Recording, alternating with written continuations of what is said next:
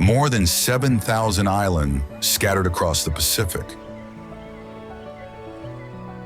Some as large as a small nation. Others so tiny they don't even have a name.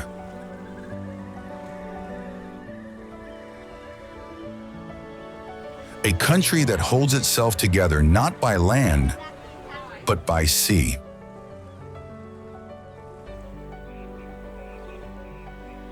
These are the Philippines. 7,641 islands have been officially counted, but only about 2,000 are inhabited, and fewer than 500 exceed 1 square kilometer. The others lie there like fragments of rock, palms, and sand facing the ocean.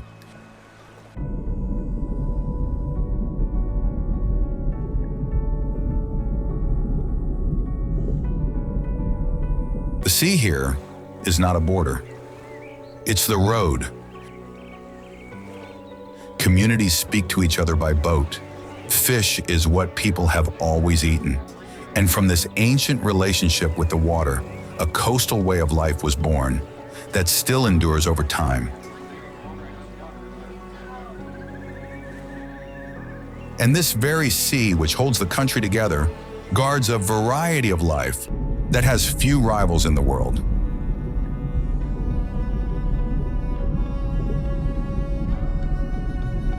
The isolation of the islands over the centuries has allowed plants and animals to evolve undisturbed, and some species exist only here on Earth. In the reefs of Tubbataha, you can find about 40% of all known coral fish species. On land instead, endemic animals live, including the tarsier, a small nocturnal primate the size of a hand with 2 enormous eyes that seem designed to amaze. But the Philippines are not only sea. Beneath the islands, in fact, something more restless bubbles. The country sits on the Pacific Ring of Fire, a belt of volcanoes arranged around the ocean, and it hosts 24 still active ones.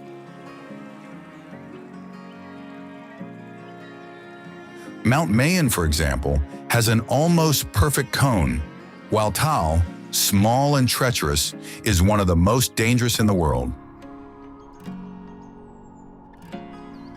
Or there's Pinatubo, which in 1991 erupted with such force that it cooled the entire planet by half a degree for more than a year. And then moving on, there are the people. More than 117 million of them, the 12th most populous country in the world, with a median age of 25.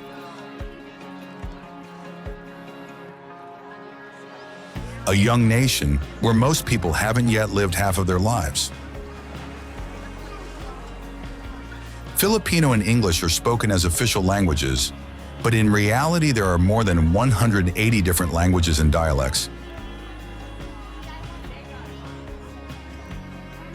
Yet despite this fragmentation, there's one word that holds the population together: kababayan. It means fellow countrymen, but also something more, a kind of promise of belonging that holds even across thousands of kilometers of distance. And it's in the festivals that this idea of community shows itself best. The Sinulog, the Ati-Atihan, and the Pahiyas are weeks of dances, colors, and processions, where the Catholicism brought by the Spaniards mingles with older rites and with a distinctly local taste for celebration.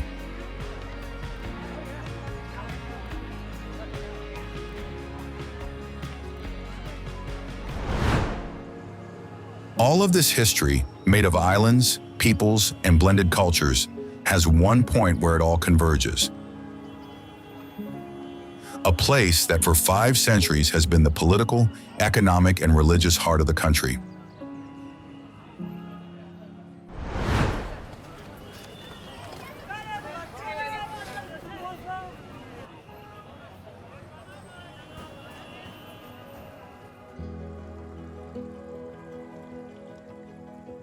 Manila.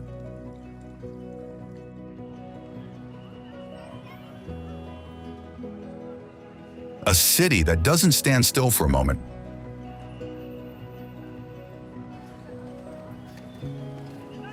There are horns, engines, voices echoing between skyscrapers and markets. And then suddenly, we find a stone church, 400 years old. Manila is like that. It's a crossroads, a gate that opens onto the rest of the Philippines, where 3 centuries of Spain, half a century of America, and the Asian soul have mingled without ever fully fusing.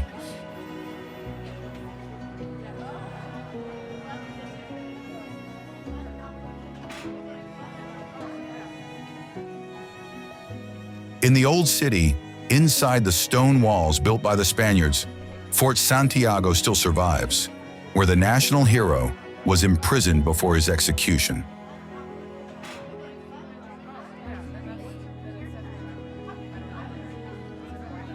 Not far away, the Church of San Agustin has withstood 7 earthquakes and a world war.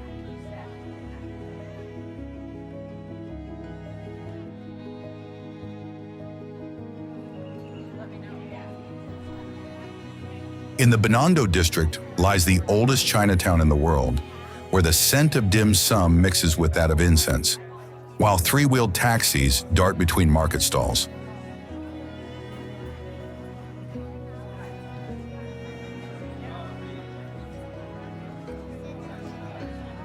And in the middle of all this, the iconic jeepneys race by.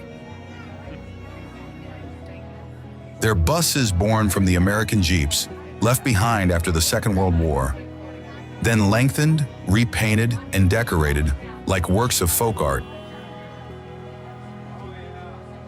Each jeepney is a unique piece, colorful and noisy, that carries 20 people at a time, and they've become a symbol of the country.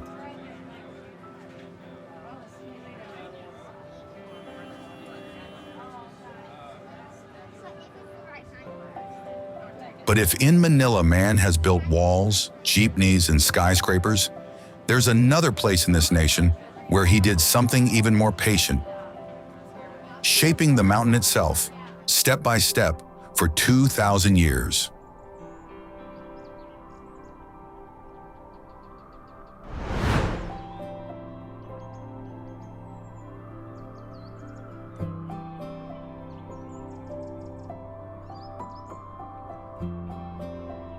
Banaue rice terraces.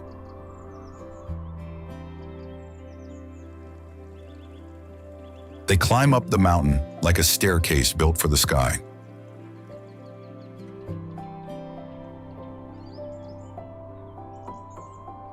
The Banaue terraces, with their dry stone walls hand-carved into the rock by the Ifugao people, cover the slopes of the central mountains of Luzon for thousands of kilometers or thousands of miles.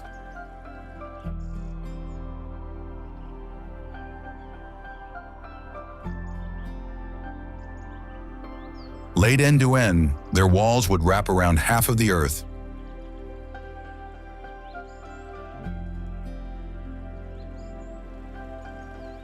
Today, rice still grows there, irrigated by a system of channels that descends from the forests above.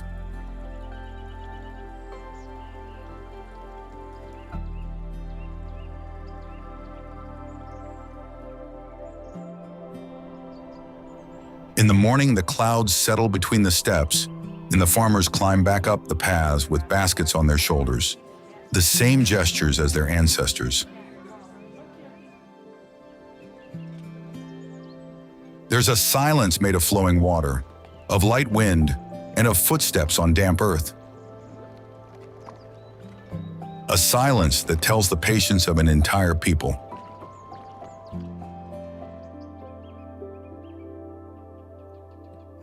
And that very patience, in a different form, can be found further north, among wooden houses and red-tiled roofs.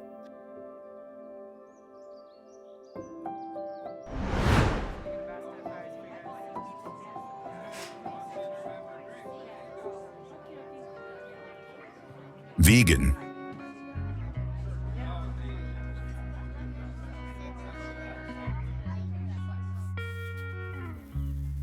The artisans here still work ceramics in the old kilns, shaping the clay slowly.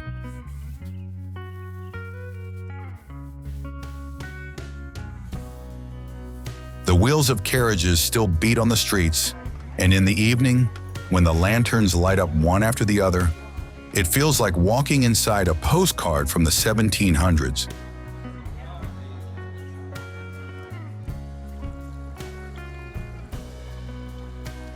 Vigan is the only Spanish colonial city that has remained almost intact in all of Asia, spared from the bombs of the Second World War by pure chance.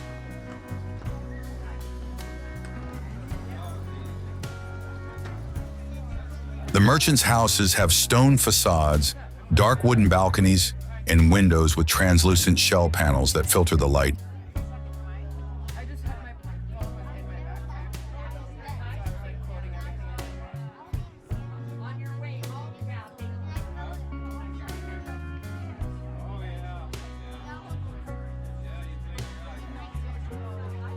Beyond the city, the land shatters into the ocean, and the wind has the final word.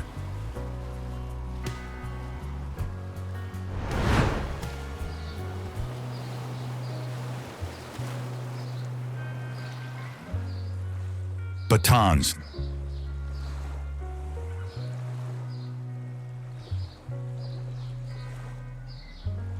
It is the northernmost archipelago in the Philippines. 10 islands lashed by Pacific typhoons where the Ivatan people live, who for centuries have built stone houses with thatched roofs half a meter or about 20 inches thick to resist the wind.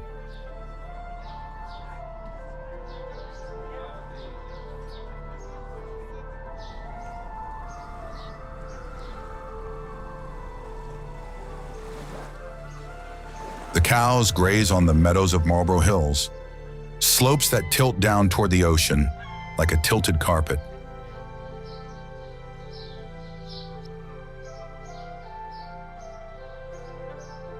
Here the culinary specialty is the coconut crab, served with white rice and ovis, which is a sugarcane tea.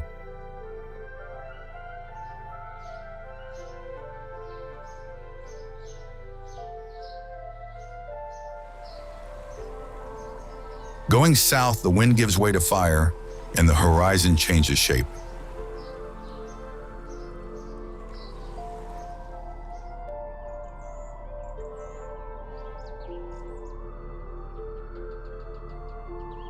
Mount Mayon.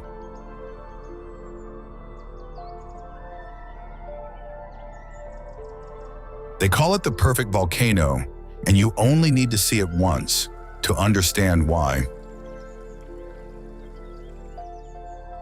The cone of Mayon rises from the plain of Albay with a perfect symmetry in 2,462 meters, or 8,077 feet of slope, covered in dark green forest.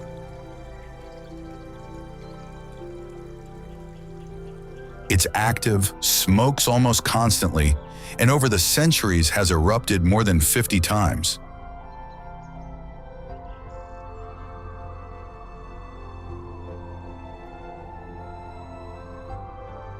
At its feet, the ruins of the Cagsawa Church, buried by an eruption in 1814, still rise from the ground.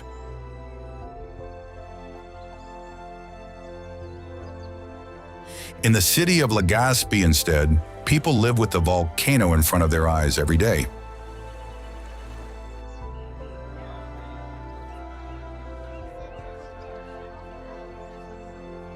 When the volcano falls silent, the sky opens, and the horizon leads to another sleeping crater, much smaller, but also much more unusual.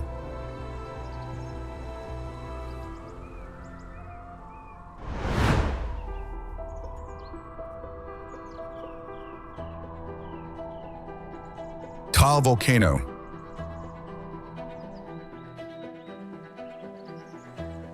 There's something strange and wonderful about seeing a volcano inside a lake, inside another volcano.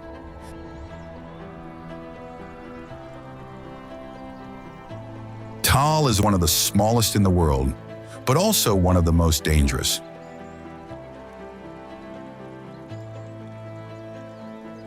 It's an island inside a lake that in turn fills a caldera 30 kilometers, or about 19 miles wide.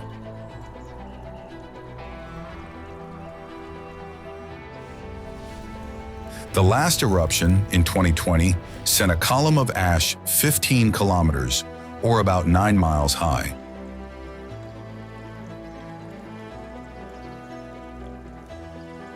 Despite this, the fishermen returned to its shores right away, with their colorful boats that had settled on the black sand.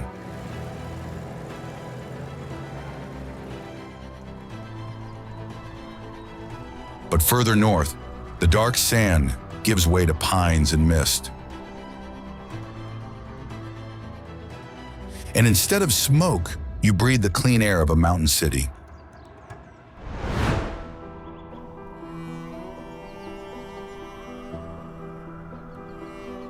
Baguio.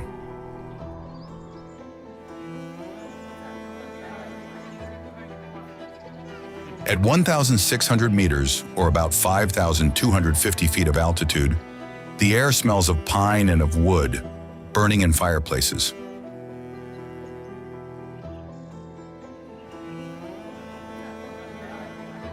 Baguio was founded by the Americans at the beginning of the 1900s as a refuge from the heat of the lowlands. And since then, it has remained the city of summer, where Filipinos climb up to find cool air when Manila becomes unbearable.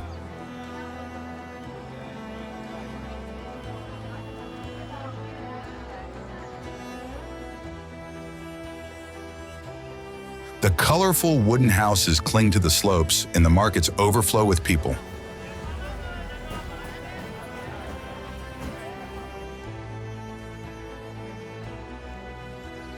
The city develops around Session Road, the main artery that cuts through the center uphill, lined with shops, restaurants, and old colonial buildings.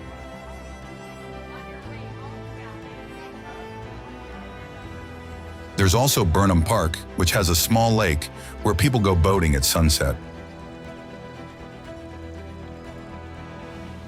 From here, a narrow road heads north, crossing the mountains, all the way to a valley suspended among the clouds.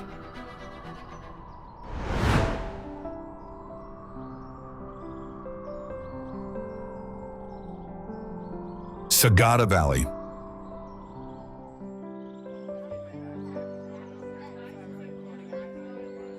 The coffins here hang from the rock walls. They're suspended over the void, fixed to the stone with wooden wedges, some for more than 500 years.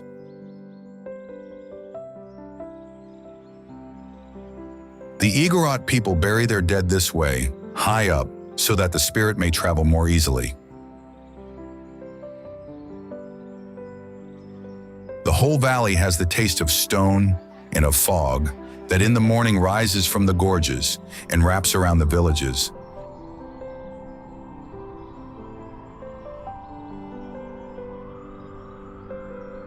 And on the surrounding slopes, other terraces smaller and more hidden recall those of Banaue.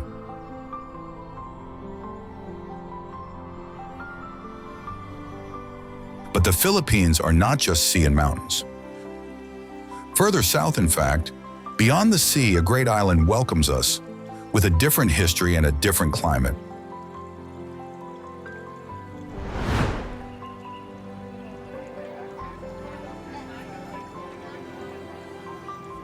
Cebu City.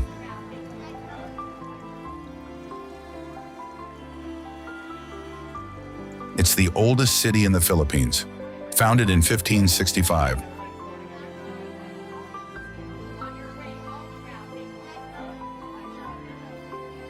Cebu is the port from which the first evangelization of the country departed. And in the Basilica of the Santo Niño, the small statue of the child Jesus is still preserved, given by Magellan to Queen Juana in 1521. Not far away, there's Magellan's Cross, inside a small octagonal pavilion made of coral stone.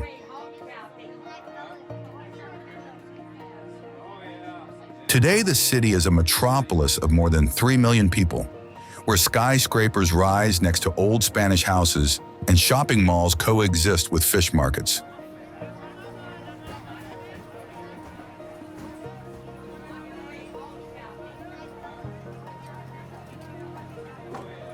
In the alleys of the center, the Spanish past blends with the Filipino present, and the smell of the sea reaches all the way into the squares.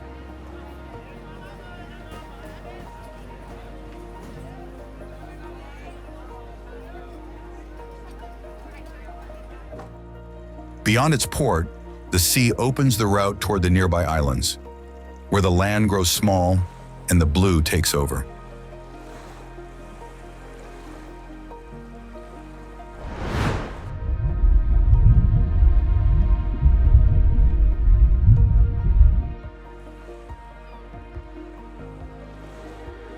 Malapascua.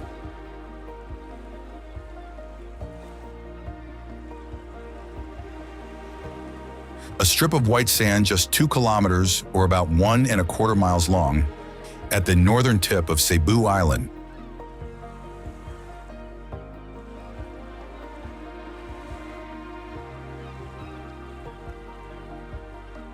Malapascua is one of the few places in the world where thresher sharks rise every morning before dawn from the depths. They have tails as long as their bodies, and they move through the dark water. Divers descend in the darkness to meet them, accompanied by the light of torches.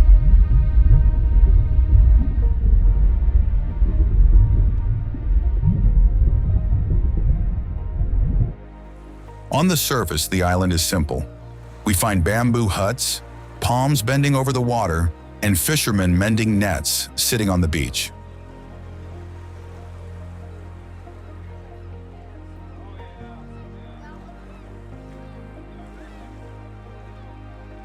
To the south, on the other side of Cebu Island, water takes on an entirely different form, between rocks and jungle.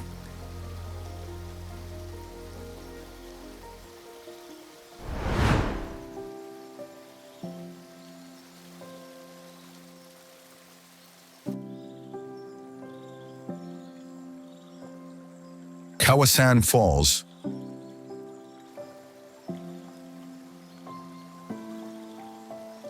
An unreal turquoise is the color of the water of these falls.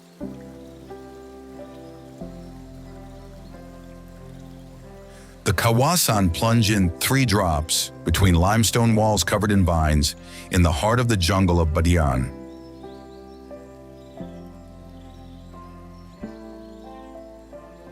The first waterfall falls into a natural pool where you can swim despite a gentle current. Higher up, the other 2 drops hide in the forest with water that flows directly from the rock.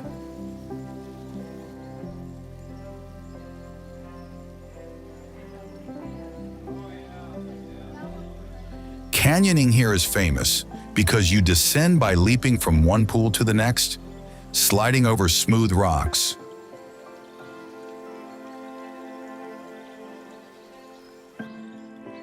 The vegetation, instead, is thick, and the sound of water covers everything.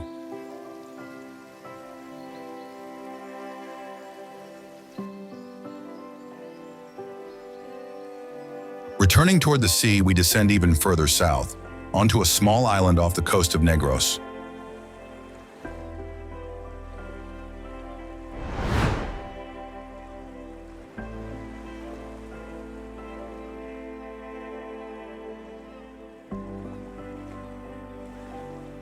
Apo Island.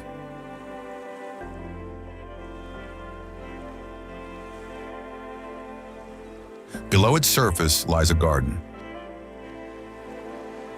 This is one of the oldest marine reserves of the Philippines, protected by local fishermen since 1982.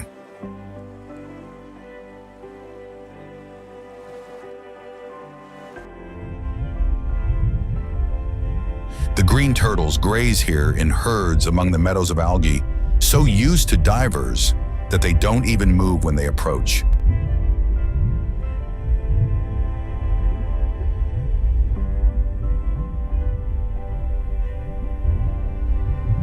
reef descends in steps, populated by parrotfish, barracuda, and schools of jacks that move as a single thing.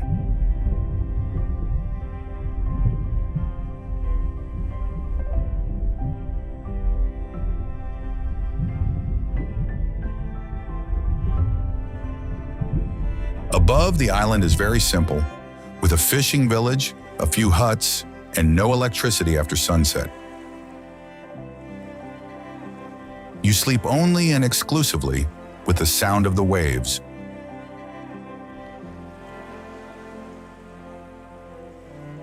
But Apo is only a taste. The Philippines Guard in the open sea, another sanctuary on a much larger scale, one of the most important on the planet.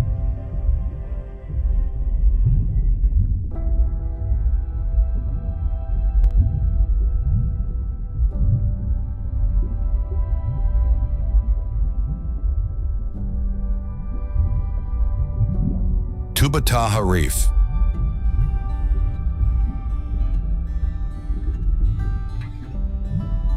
In the middle of the Sulu Sea, far from everything, two atolls barely emerge from the water. Tubbataha is one of the most intact coral reefs on the planet. About 90 square kilometers, or about 35 square miles, protected by a marine reserve declared a World Heritage Site in 1993.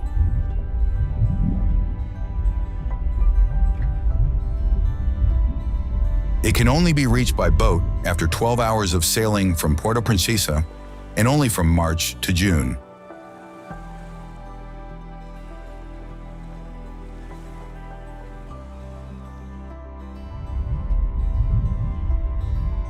You can find reef sharks, manta rays, hawksbill turtles, and 700 species of fish. It's practically a living aquarium.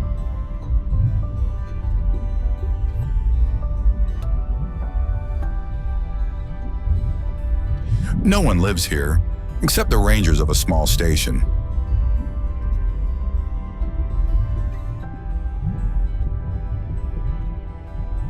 Returning toward Palawan and going up its coast all the way to the northern tip, we arrive at one of the most celebrated landscapes of the Philippines.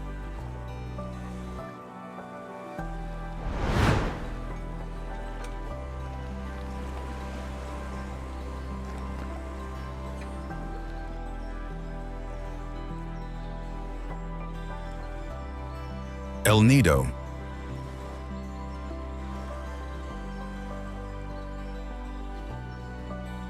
The cliffs emerge from the water like cathedrals of stone.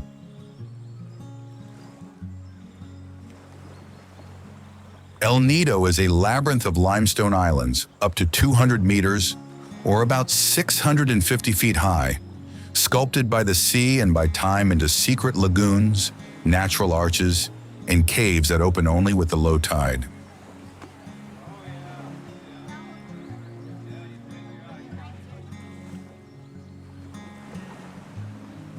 The waters are emerald-colored in the most enclosed bays and cobalt blue out in the open.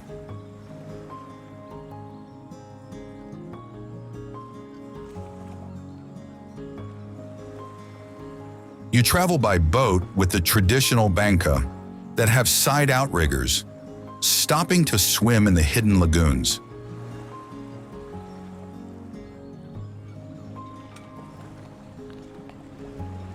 The Big Lagoon, for example, reachable only by kayak through a narrow passage between the rocks, is one of the most incredible and beloved places.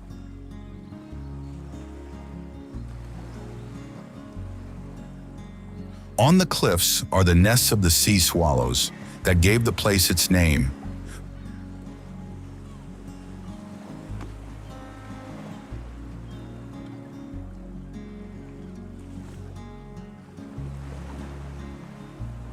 Far from the most photographed bays, just a few kilometers further north, we find another idyllic beach, this time flat and free of cliffs.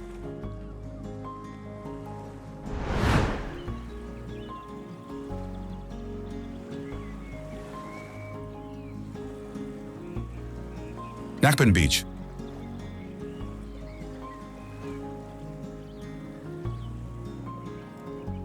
4 kilometers, or about 2.5 miles of cream-colored sand in near total isolation. Nacpan is formed by two twin beaches, separated by a small headland covered in coconut palms.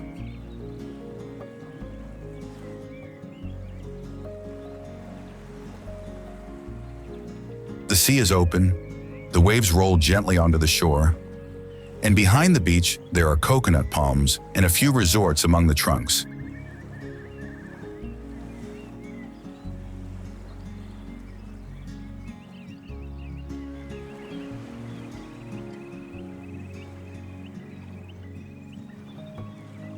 You can climb up to the headland in 10 minutes, and from there, you can see the two bays opening in opposite directions, like wings.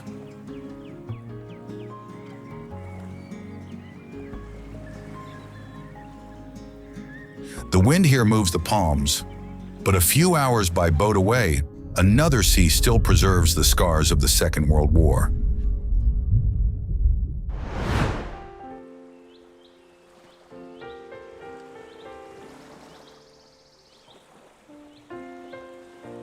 Coron.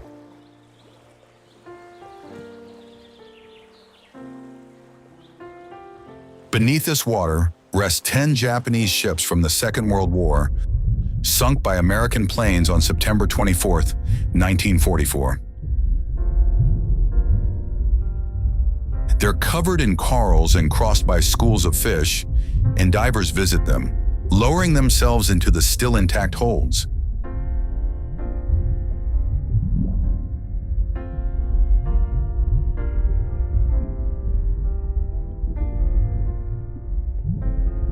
The island itself, instead, is another land of limestone cliffs. With Lake Kayangan, which is the cleanest in the Philippines, enclosed between stone walls, and reached by climbing a staircase carved into the rock.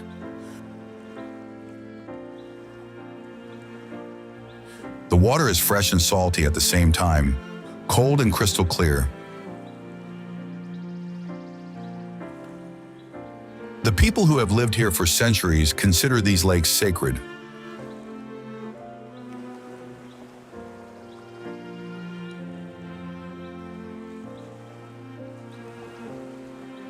Further east, another island has become famous around the world and has then had to defend itself from its own fame.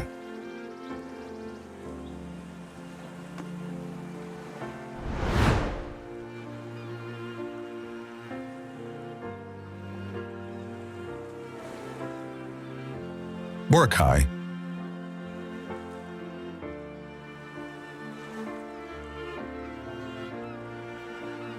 Sand as fine as flour and clear blue water, down to 20 meters, or about 65 feet deep.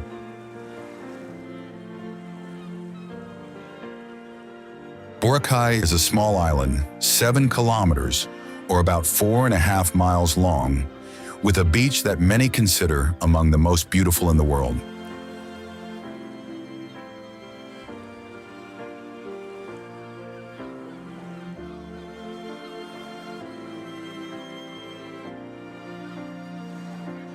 For years, the island had been overcrowded, until in 2018, the government closed it for 6 months to clean it up.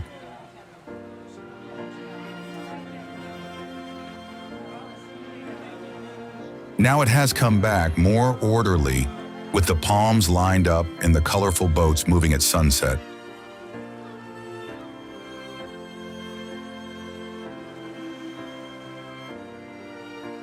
Beyond the beaches, the island is divided into barangay, the villages that make up the fabric of the country, where motorized tricycles dart between low houses, small chapels, and tropical fruit stands.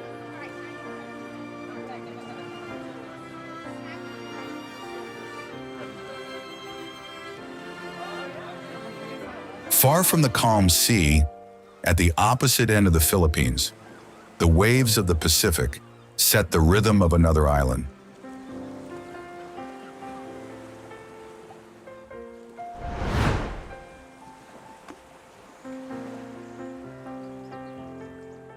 Siargao.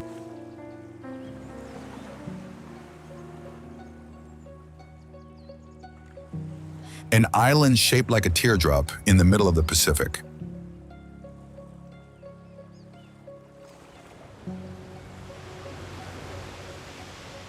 Siargao is the surfing capital of the Philippines. And the Cloud 9 wave, which breaks on a reef just off the shore, is one of the most famous in Asia, up to 3 meters or about 10 feet high in the right months.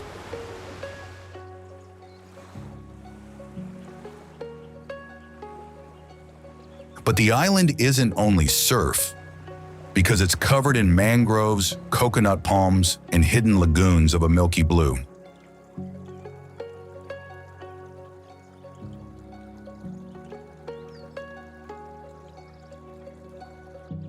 The fishermen leave in the morning with their dugout canoes, and in the evening, you drink a palm distillate in front of the fire.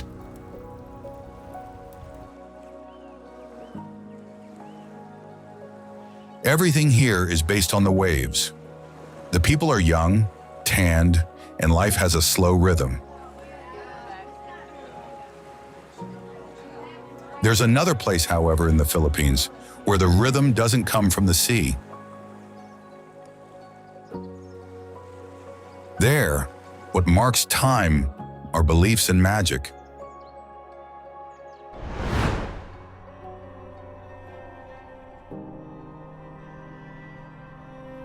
Siquijor.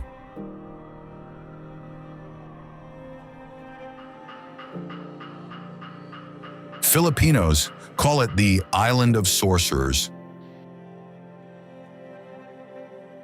Here, in fact, traditional healers still survive, who prepare herb and oil potions during Holy Week, mixing forest roots in copper cauldrons.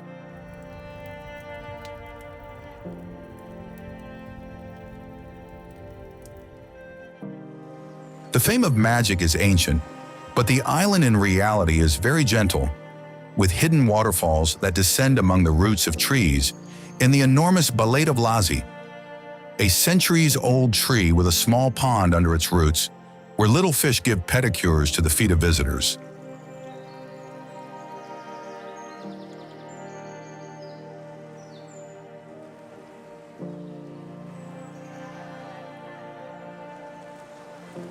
The coastal roads are empty, and there are also Spanish churches 4 centuries old.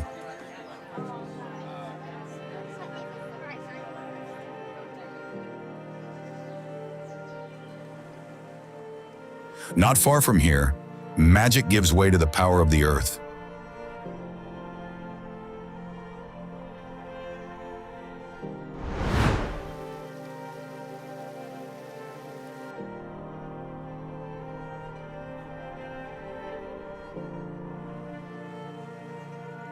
Camiguin.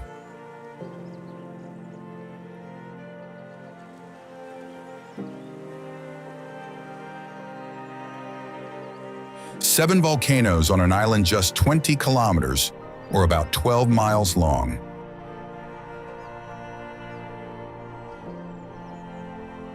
Camiguin is a small volcanic continent in the Sea of Mindanao, with hot springs where water flows between the jungle rocks, and cold waterfalls like Katabawasan, 70 meters or about 230 feet tall.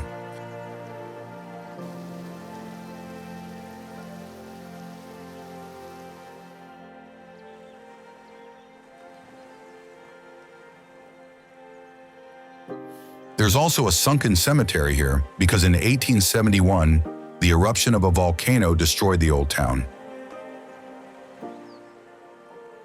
Today, a white cross floats on the water as a marker of everything that lies beneath.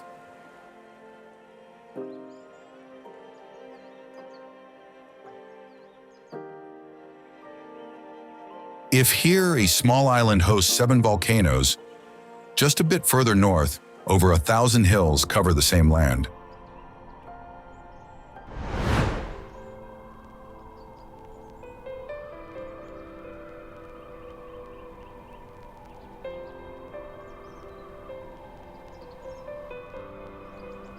Chocolate Hills.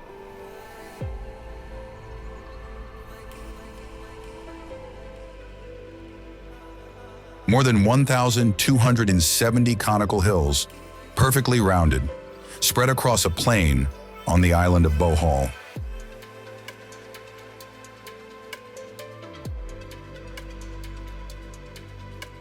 In spring, the grass is green, but in summer, under the sun, it turns a burnt brown color.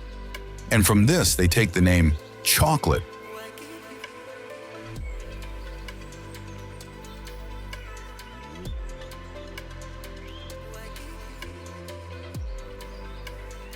Geologists explain that they are ancient coral deposits eroded by rain for millions of years. A local legend instead tells of two giants who threw stones at each other for days until they got tired and made peace, forgetting to clean up.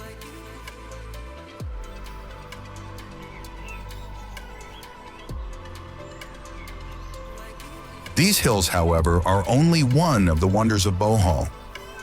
The island, in fact, hides many others.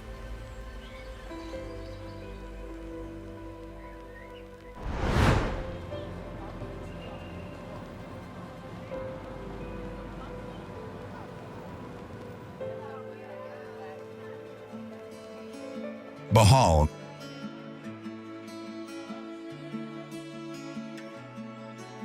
The Terraces are creatures that seem to come out of a fairy tale. They're small primates the size of a fist and with enormous eyes, each one bigger than their brain, capable of rotating their heads 180 degrees.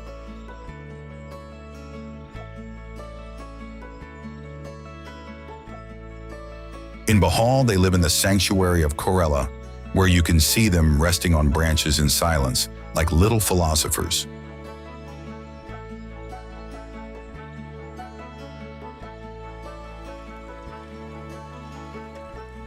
But here you'll also find the Lobak River, navigable on covered rafts, while children sing from the banks.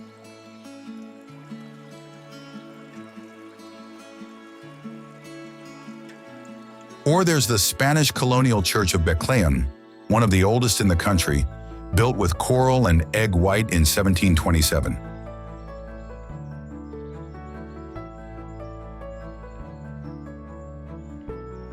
Nearly 4 centuries of Spanish rule have left their mark everywhere in this nation. There's a city, for example, that still speaks the language of Madrid today, mixed with the local one.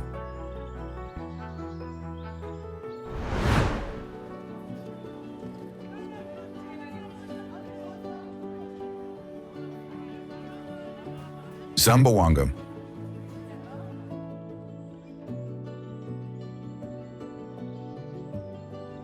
They call it the City of Flowers.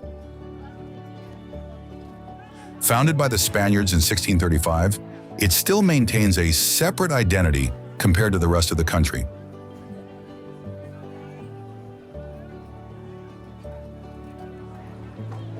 A clear example can be seen in the language, because here people speak Chavacano, a Creole that mixes Spanish and local dialects, unique in all of the Philippines.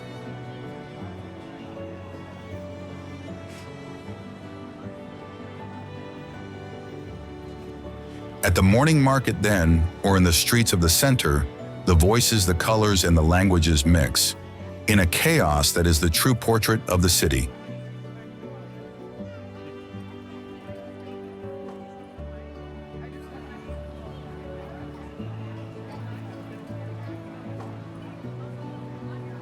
Along the coast of Rio Hondo, the Sama Bajau also live, the people of the sea, in stilt houses painted pink, turquoise, and yellow, built directly above the water.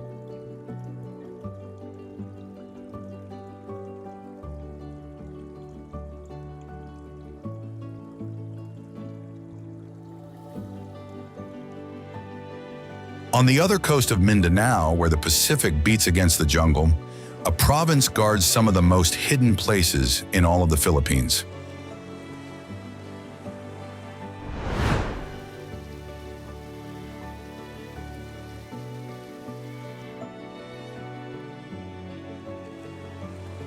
Surigao del Sur,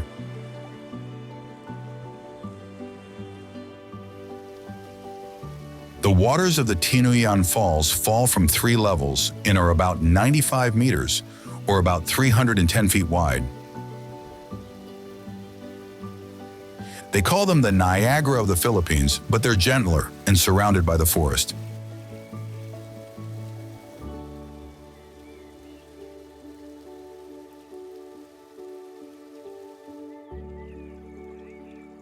Not far away, in the Hinatuan River, you instead swim in a sapphire-colored hole.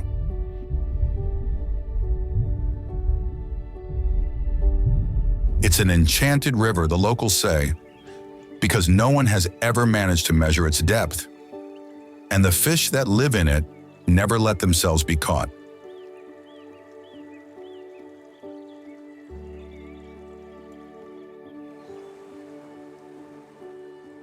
The region is still little visited, and for this very reason, few know that right in front of its coast, 80 years ago, the fate of the war in the Pacific was decided.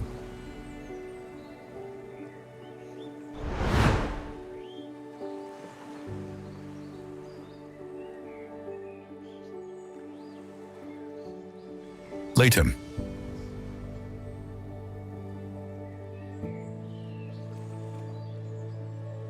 It was here that General Douglas MacArthur returned on October 20th, 1944, after 2.5 years of exile, to free the Philippines from the Japanese occupation.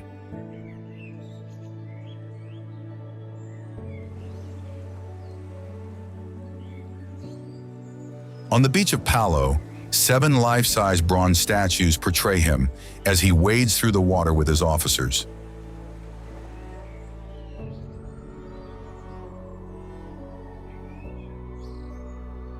Leyte is also the island struck in 2013 by Typhoon Haiyan, one of the most powerful ever recorded. Tacloban, in fact, was leveled, and today a cargo ship stranded in the middle of a neighborhood still recalls the fury of the waves.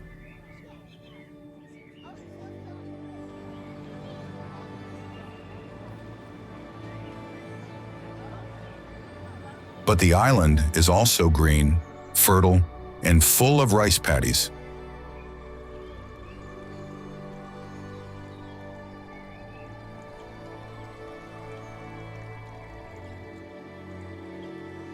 And this very green, descending toward the south, becomes darker and is reflected in 3 small lakes hidden among the forests.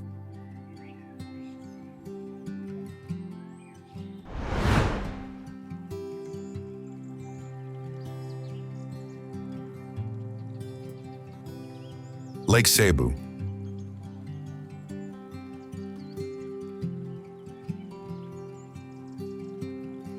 High in the mountains of Mindanao, a lake mirrors the sky and guards the memory of an ancient people.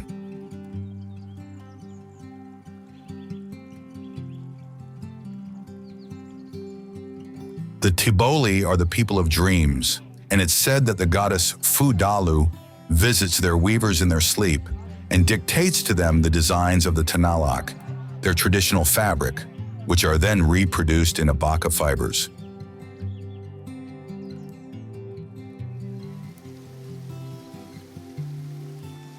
Three waterfalls descend from the nearby mountains, while on the water of the lake, the stilt houses are reflected.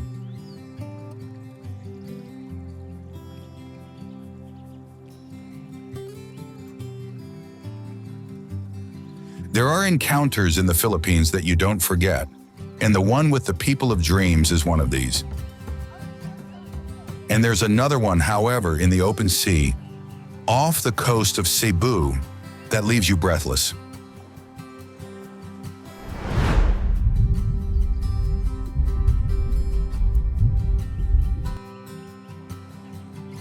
Oslab.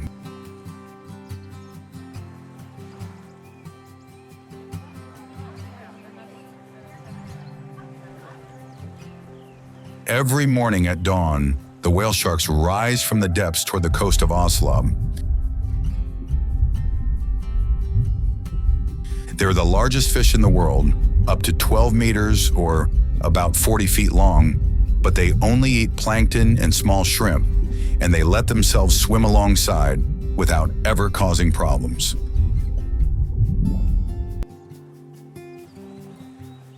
The fishermen attract them with small krill thrown into the water.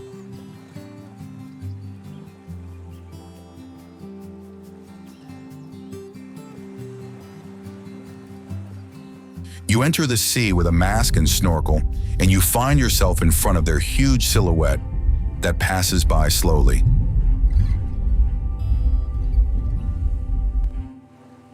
Seeing them up close leaves you breathless.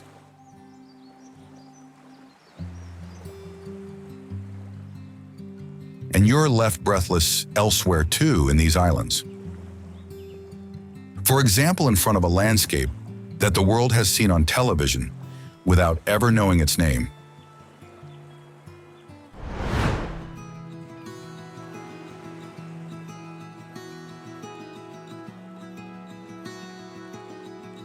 Coron.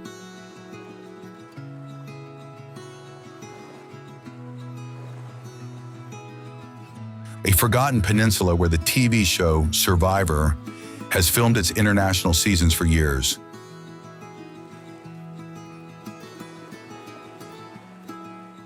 Coron is a labyrinth of limestone cliffs similar to those of El Nido, but almost without tourists.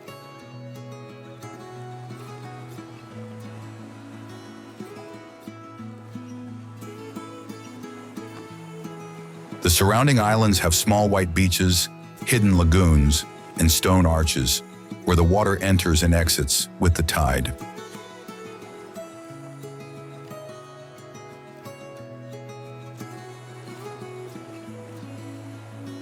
The archipelago is explored on wooden banca, stopping where there's no one, and in the evening you sleep in simple huts on the shore.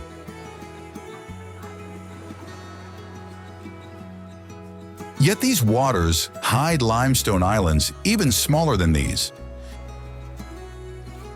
There are more than 100 of them, and they seem scattered by the handful in the middle of the sea.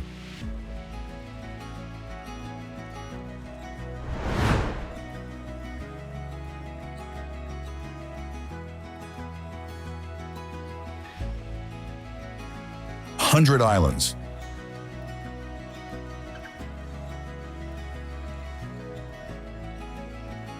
In reality, there are 123 counted at low tide. The 100 Islands National Park is an archipelago of small round islets covered in vegetation, scattered in a shallow sea.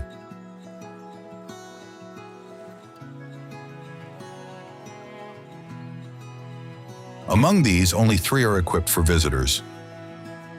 The others remain wild, some with white sand beaches as big as a room. Others are just rocks covered in algae.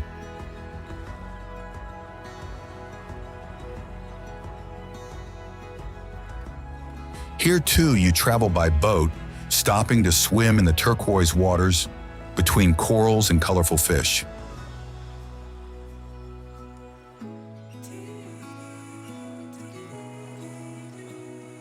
Beyond these islands, far away, an endless sea stretches out.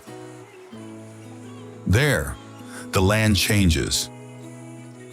The Philippines vanish. The turquoise waters give way to jungles, to rice paddies, to metropolises. But this is not part of our journey. A new story awaits us. Thank you for watching.